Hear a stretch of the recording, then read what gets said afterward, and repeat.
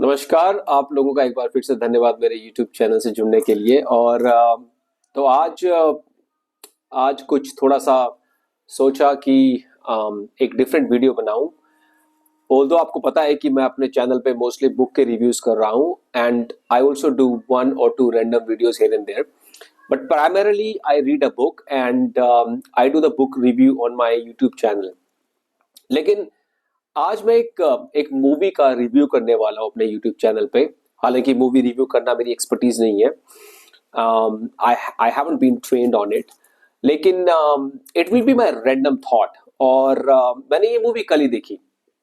मेरे पास समय का अभाव था, बहुत ज़्यादा समय नहीं था, तो मैं मूवी देखने अकेले ही चला गया, जो भी स्लॉट मुझे सूट करता था। मूवी का आपने बहुत ज़्यादा बज़ सुना होगा। मूवी का नाम है धुरंधर। और मैं आपको बोलूं कि ये एक द मोस्ट अवेटेड मूवी थी, ये एक मोस्ट अवेटेड फिल्म थी जिसकी मैं बहुत समय से प्रतीक्षा कर रहा था, specially after watching the trailer. और जिस मूवी के डायरेक्टर है आदित्य धर, वो मेरे फेवरेट डायरेक्टर भी है। स्पेशली उरी में जो आदित्य धर ने काम किया था वो अपने आप में एक फिनोमिनल फ्रेम ऑफ वर्क था। एक एक great piece of cinema already वो डिलीवर कर चुके हैं। तो आदित्य धर की इतनी मास्टर क्लास के बाद जो एक्सपेक्टेशंस है वो बहुत ज्यादा हाई हो जाती है मेरी उनसे। और स्पेशली जब मैंने ये जो मूवी का ट्रेलर देखा है, इसके बाद मेरी एक्सपेक्टेशन और ज्यादा हाई थी। और I must tell you that कि द मूवी डिड नॉट, और the film did not disappoint me at all. तो मैं आप लोगों को ज्यादा वेट नहीं कराऊंगा। तो जो धुरंधर मूवी है, ये जो फिल्म है, ये फिल्म नाटकीय रूप से आधारित है उन रियल लाइफ इवेंट्स पे जो ऑलरेडी हिस्ट्री में हुए हैं। हालांकि फिल्म फिल्म ये क्लेम करती है कि जो भी स्क्रीन पे दिखाया गया है वो एक नाटकीय रूपांतरण है, लेकिन फिल्म ये भी क्लेम करती है कि it is based on the real life event. तो जो फिल्म धुरंधर है, रणवीर सिंह जो है इसके लीड एक्टर है। But to be very honest, movie ऐसी नहीं है कि किसी भी एक पर्टिकुलर किरदार को आउटशाइन करके दिखाया गया हो। ऑफ कोर्स एक किरदार है जिनकी मैं बात करूंगा, लेकिन जो फिल्म है वो सभी किरदारों के, और किरदारों के मुकाबले आई वुड से दैट कि जो फिल्म है वो अपनी स्टोरी लाइन पे स्टिक रहती है, सिचुएशन पे स्टिक रहती है। और जब जब जब जब किसी भी मूवी को एक स्टोरी लाइन डोमिनेट करती है ना, जब किसी भी फिल्म को, तो मानिए वो film will be a success story. तो रणवीर सिंह जो है वो एक स्पाई के किरदार में है, जिनको डिप्लॉय किया गया है पाकिस्तान में। तो मैं इसकी डिटेल्स में जाऊंगा, I am just giving you some high level understanding, इससे पहले मैं एक डिटेल रिव्यू में आऊं।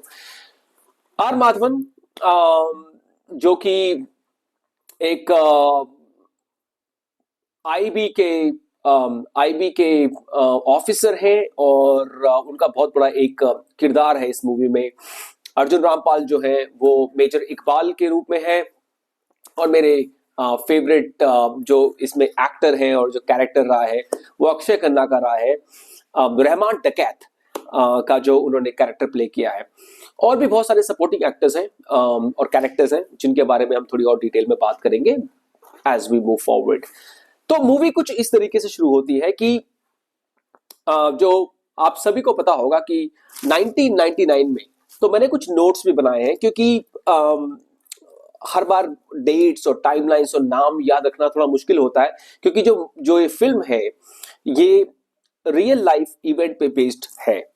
तो मैंने उन इवेंट को जॉट डाउन किया है, और जो भी उन इवेंट्स के आसपास के लोग हैं उनके एक्चुअल और real name, places and year, तो मैंने नोट डाउन किए कि थोड़ा बहुत हाई लेवल में उसके बारे में अंडरस्टैंडिंग दे सकूं, ताकि आप इस मूवी में थोड़ा और ग्लूड हो जाए। तो 1999, जो कि टू बी प्रिसाइज 24 दिसंबर 1999 में इंडियन एयरलाइन का एक विमान है, विमान होता है IC-814, जो कि हाईजैक किया जाता है काठमांडू से। तो ये एक इंडियन एयरलाइन का प्लेन है जो काठमांडू से न्यू दिल्ली की तरफ जा रहा है, और 5 पाकिस्तानी टेररिस्ट इस विमान को हाईजैक करते हैं। तो जब उस विमान को हाईजैक करते हैं, सबसे पहले ये विमान लैंड होता है अमृतसर में। मुझे आज भी याद है कि ये न्यूज जो है वो मैंने टीवी पे लाइव देखी थी, और जो भी 80s और 90s की जो जनरेशन है वो इस ट्रॉमा को झेल चुकी है। सो आई वुड से लाइव मतलब कि न्यूज बहुत ज्यादा फ्लोट हो रहा था, इसके बारे में बहुत ज्यादा बज़ था। ऑफ कोर्स उस टाइम सोशल मीडिया नहीं था, लेकिन जो भी संसाधन थे, it was one of the entire focus of the nation. तो जब इस विमान को हाईजैक किया जाता है, IC-814 इंडियन एयरलाइन का ये जो विमान था, हाईजैक किया जाता है काठमांडू से, तो इसको लैंड किया जाता है अमृतसर में। और ये हमारे सिक्योरिटी एजेंसीज और the then government, Vajpayee government का भी एक बहुत बड़ा फेलियर था कि they could not do anything when this plane was landed in Amritsar. और फिर ये अमृतसर से टेक ऑफ करता है और फिर से लैंड करता है लाहौर में। लाहौर से ये विमान जाता है दुबई में, और दुबई में कुछ नेगोशिएशंस के बाद तकरीबन 27 यात्रियों को, 27 हॉस्टेजेस को रिलीज किया जाता है, जिसमें मेनली बच्चे और औरतें थी। और उसके बाद इस विमान को जो ये टेररिस्ट हैं वो लेके जाते हैं कांधार। सो कांधार जो है वो अफगानिस्तान में है, और ये इस इवेंट को कांधार हाईजैकिंग और IC-814 हाईजैकिंग के नाम से भी बहुत जाना जाता है। तो जब ये फिल्म शुरू होता है तो यही से शुरू होता है, जहां पे जो अजीत डोवल का रोल है दिखाया गया है, एक्सप्लिसिटली मेंशन नहीं किया गया। आर माधवन ने कैरेक्टर किया है। ये अजय सान्याल के कैरेक्टर में है R Madhavan, and R Madhavan यहाँ पे IB ऑफिसर है। तो he was involve in the negotiation along with the Indian government. So Indian government के बीच में और ये जो 5 टेररिस्ट हैं इनके बीच में नेगोशिएशन हो रही होती है।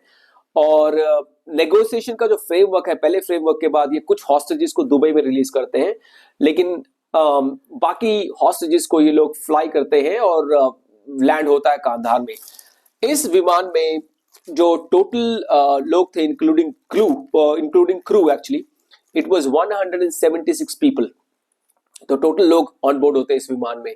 अब फिल्म यहीं से शुरू होती है कि आर माधवन जो कि अजय सान्याल के कैरेक्टर में है, ही इज वेरी डिसअपॉइंटेड क्योंकि नेगोशिएशन कंप्लीटली फेल्ड और इंडियन गवर्नमेंट एग्री कर चुकी है 3 टेररिस्ट को ट्रेड ऑफ करने के लिए in return of these hostages.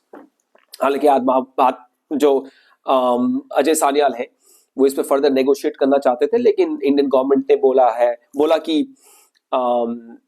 कि भैया हमारी जो प्रायोरिटी है, our priority is to release the hostages. So यहां से ये फिल्म स्टार्ट होती है और वो जो दृश्य है वो आपको झंझोड़ देगा। सो यहाँ पे टेररिस्ट जो है वो ये बोलते हैं कि उनके 3 साथी हैं, जिसमें से मौलाना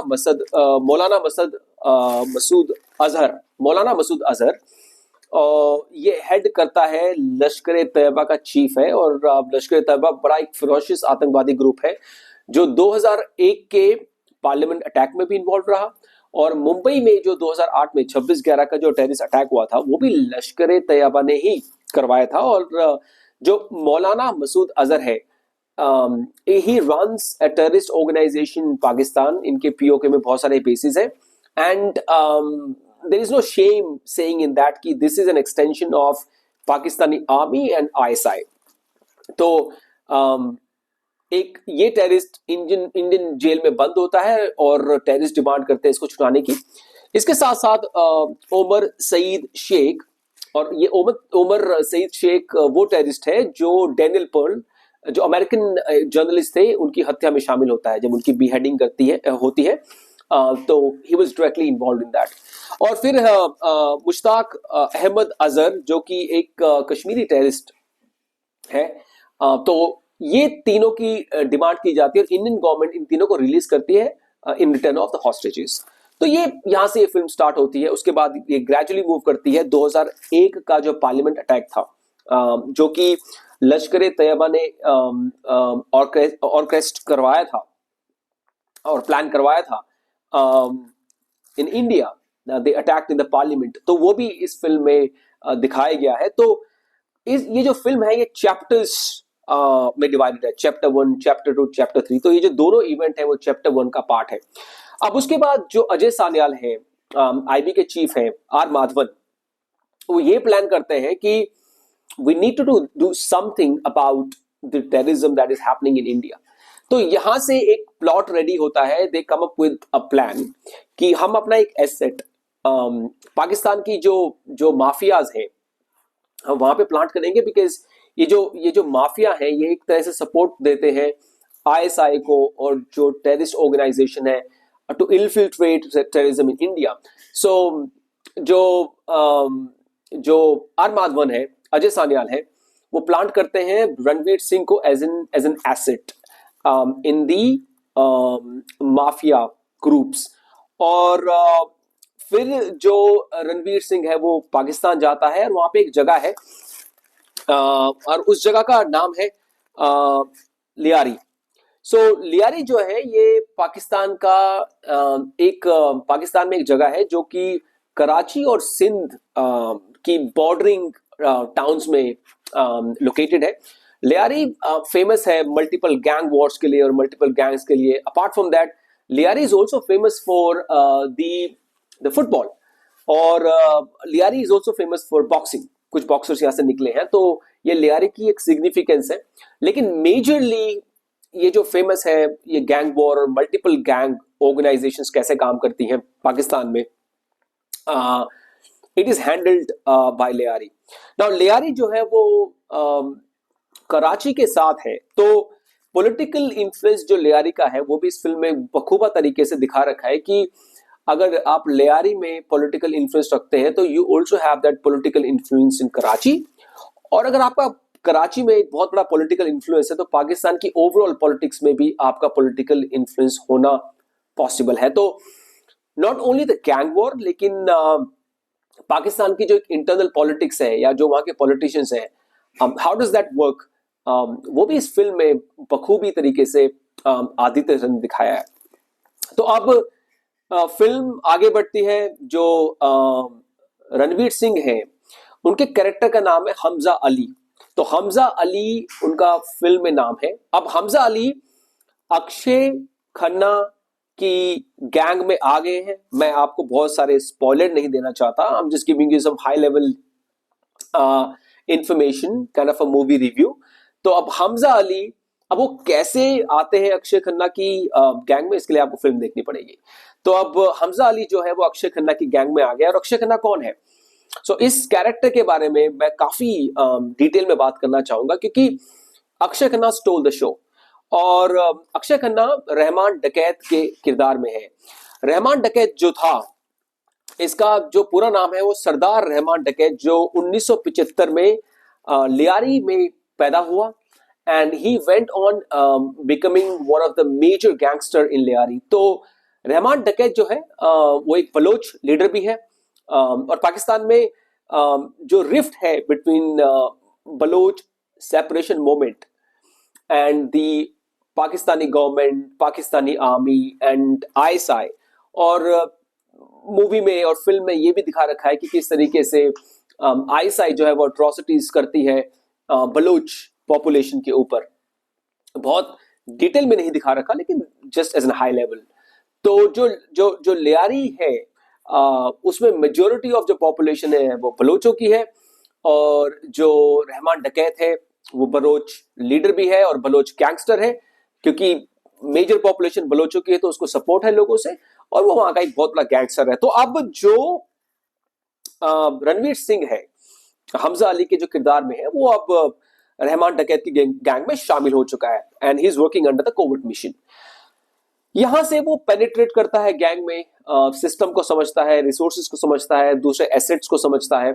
और अब यहां से शुरू होता है एक अलग मूवी का एक फेज, एक नया चैप्टर, जहां पे अब एंट्री होती है अर्जुन रामपाल की, जो कि मेजर इकबाल के किरदार में है. और मेजर इकबाल जो है वो एक आईएसआई का हैंडलर है. सो ही इज फ्रॉम आईएसआई, और वो प्लॉट करता है 26/11 का जो मुंबई टेररिस्ट अटैक हुआ था.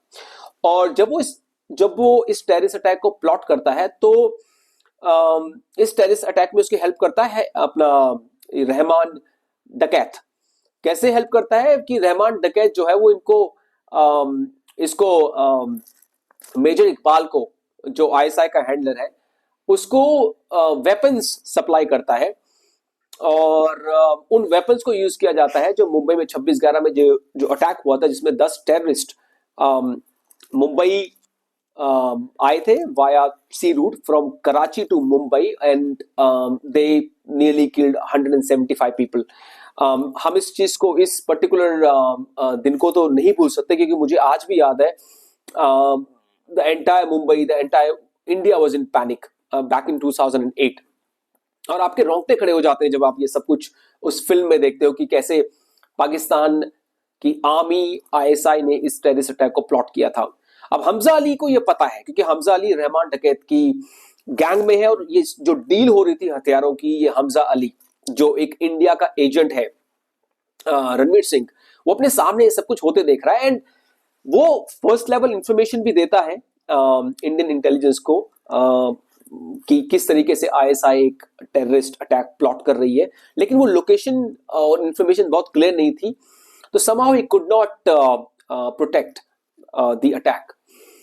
अब जब मुंबई पे अटैक हो रहा है तो आईएसआई से जो मेजर इकबाल है, वहां पे Rahman Malik, sorry this guy Rahman डकैत बैठा हुआ है, रहमान डकैत का भाई बैठा हुआ है, दूसरे गैंगस्टर बैठे हुए हैं, और दूसरे आईएसआई ऑफिसर बैठे हुए हैं, कुछ पॉलिटिशियन बैठे हुए हैं, और किस तरीके से वो मॉक कर रहे हैं और हंस रहे हैं, और किस तरीके से आईएसआई जो है वो इंफॉर्मेशन दे रही है उन टेररिस्ट को, Kasab and its gang, to kill more people, how to handle the NSG. और उसमें एक छोटा सा पीस ये भी दिखा रखा है कि इंडियन मीडिया ने किस तरीके से नोइंगली और अननोइंगली हेल्प किया है इन टेररिस्टों को by giving out the information. और वो अपने सामने हमजा अली रणवीर सिंह होते देख रहे हैं, एंड नारे लग रहे हैं बैक एंड पे, और Ranveer Singh is actually very frustrated, क्योंकि उसको पता है कि उसकी कंट्री पे अटैक हो चुका है, मुंबई पे अटैक हो चुका है, and he could not save it. और उसके बाद की एक छोटी सी कॉन्वर्सेशन है बिटवीन रणवीर सिंह और एक जो दूसरा एसेट है जो पाकिस्तान में प्लांट है। It's a very emotional conversation, और कॉन्वर्सेशन बहुत छोटी है, लेकिन it will just shake you that how helpless he was feeling।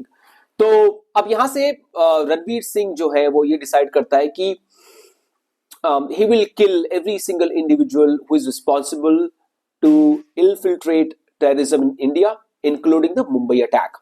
और यहां से वो टारगेट करता है रहमान डकैत को।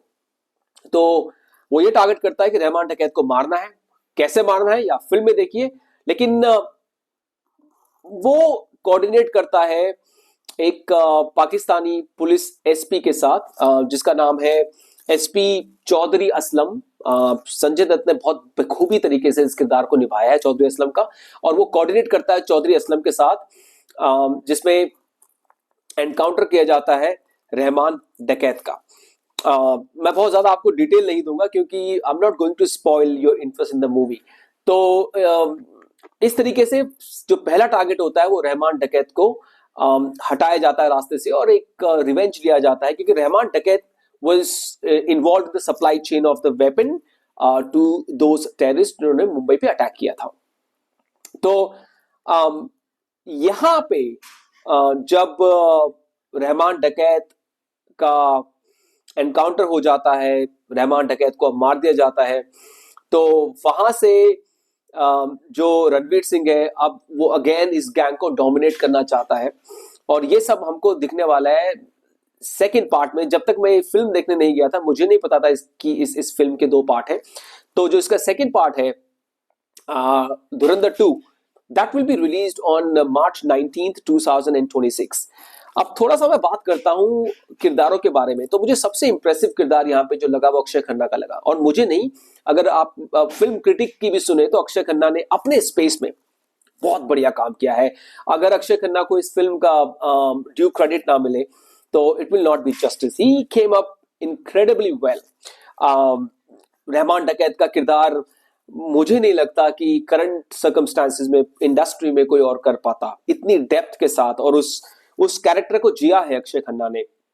रणवीर सिंह का रोल बहुत अच्छा है। Ranveer Singh is one of the finest actors, और अपनी जो कैपेसिटी थी या जो कैरेक्टर की डेप्थ थी, उसमें रणवीर सिंह ने बहुत बढ़िया काम किया है। एक और किरदार जिसने मुझे बहुत ज्यादा इंप्रेस किया है वो है ये राकेश बेदी, आपने इनको देखा होगा बहुत सारे कॉमेडी सीरियल्स में और मूवीज में देखा होगा। तो राकेश बेदी जो है वो एक पॉलिटिशियन का किरदार करते हैं जिसका नाम है नबील गबेल। अमेजिंग। अगर मूवी में एक कॉमेडी का तड़का है तो वो राकेश बेदी जी ने दिया है। और मैं इनको टॉप 3 या टॉप 4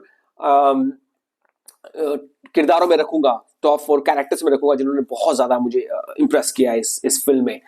एक और किरदार ने मुझे बहुत इंप्रेस किया है जो है अर्जुन रामपाल का, मेजर इकबाल। अब क्यों इंप्रेस किया? अर्जुन रामपाल की जो एक्टिंग स्किल्स हैं, राइट, हम उनको बहुत समय से देखते आए हैं और उनकी लिमिटेशंस है एक्टिंग की। उनकी एक्टिंग में बहुत ज्यादा हमने डेप्थ नहीं देखी ओवर द इयर्स, लेकिन अपनी कैपेसिटी से 10x और 10 टाइम्स ज्यादा परफॉर्म किया है अर्जुन रामपाल ने मेजर इकबाल के कैरेक्टर में। उन्होंने बहुत बढ़िया स्पेस लिया है अपने इस कैरेक्टर में। बहुत मैं कहूंगा कि he showed a very different Arjun Rampal. He justified the character और उनकी जो स्क्रीन प्रेजेंस है वो बहुत सॉलिड है। जो मूवी का स्क्रीन प्ले है वो बहुत सॉलिड है। मूवी का जो बैकग्राउंड म्यूजिक है, मैं आपको सच में कहूं कि यू डोंट गेट बोर्ड। जो ये फिल्म है वो तकरीबन 3.5 घंटे की है और 3.5 घंटे में आप इस फिल्म में इतने एंगेज रहने वाले हैं, क्योंकि अगर जो जो जो बेसिक कॉन्वर्सेशंस हैं या जो विजुअल्स हैं उनको बैक किया एक बहुत सॉलिड म्यूजिक ने।